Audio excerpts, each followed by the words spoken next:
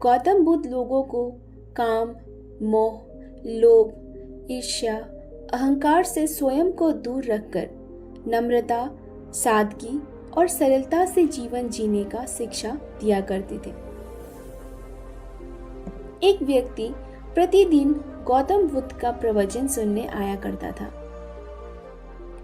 वह बड़े ध्यान पूर्वक बुद्ध के कहे हर शब्दों को सुना करता और प्रवचन समाप्त होने पर लौट जाता। लगभग 1 महीने तक वह अनवरत महात्मा बुद्ध का प्रवचन सुनने आता रहा। एक दिन प्रवचन समाप्त होने के बाद भी वह रुका रहा।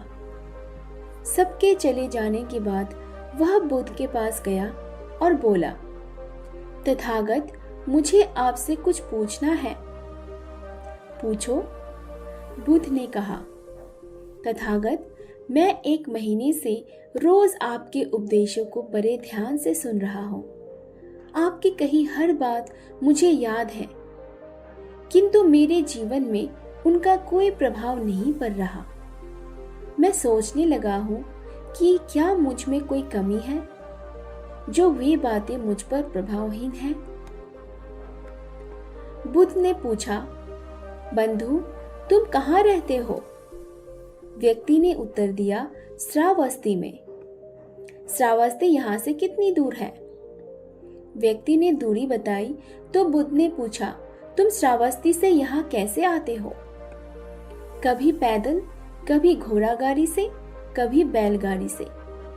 अच्छा, ये बताओ कि क्या तुम यहाँ बैठे बैठे श्रावस्ती पहुंच जाओगे? ये कैसे संभव है तथागत? यहाँ बैठे बैठे मैं श्रावस्ती कैसे पहुंच सकता हूँ? वहां पहुंचने के लिए मुझे चलना पड़ेगा। यदि चलना ना हो तो वहां पहुंचने के लिए साधन की आवश्यकता होगी, जैसे बैलगाड़ी या घोड़ा गाड़ी। सत्य कहा, बुद्ध बोले। गंतव्य तक पहुंचने के लिए चलना पड़ता है। बिना चले गंतव्य तक नहीं पहुंचा जा सकता। उसी प्रकार अच्छी बातों को जीवन में उतारने के लिए उन पर चलना पड़ता है। मात्र सुन भर लेने से वे बातें जीवन में प्रभावशील नहीं होती। उनके अनुसार आचरण भी करना पड़ता है। मेरी शिक्षाओं को अपने जीवन में उतारोगे, मेरे दिखाए मार्ग पर चलोगे, तब तुम अपने जीवन में एक सकारात्मक परिवर्तन देखोगे। व्यक्ति को बुद्ध की बातें समझ में आ गई।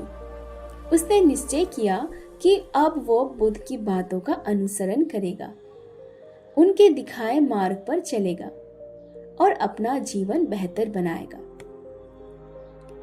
दोस्तों, दिन भर में हम अच्छी बुरी कितनी ही बातें सुनते हैं।